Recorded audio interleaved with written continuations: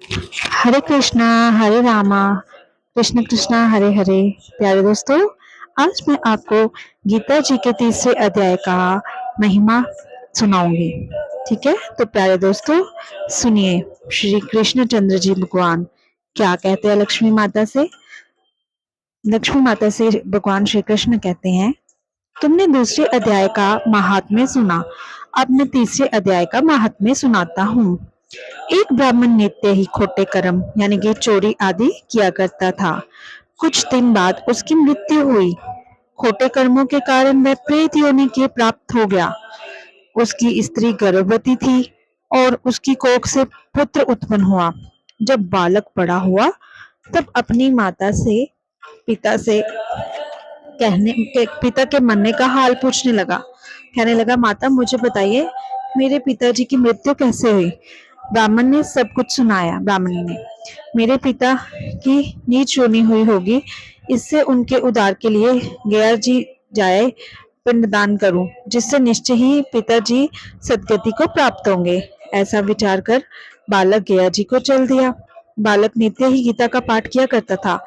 रास्ते में एक दिन पीपल के वृक्ष के नीचे बैठकर तीसरे अध्याय का पाठ किया बालक ने। संयोग से उसका पिता भी प्रेत योनि को प्राप्त होकर उसी पीपल पर निवास करता था।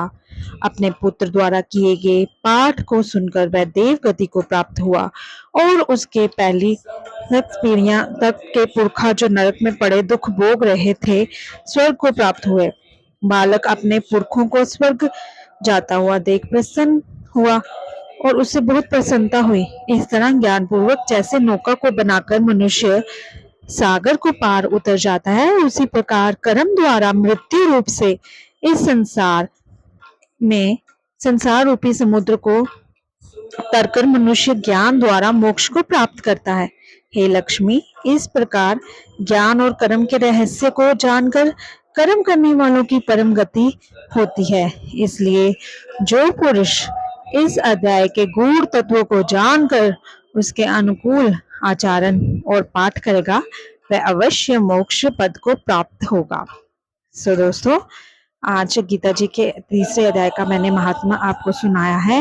इसको अपने जीवन में उतारे, इसका नित्य प्रति पाठ करें, अपने पुरखों की भी मोक्ष के लिए और अपने मोक्ष के लिए भी। तो दोस्तों धन्यवाद। जय श्री कृष्णा, जय श्री राधे।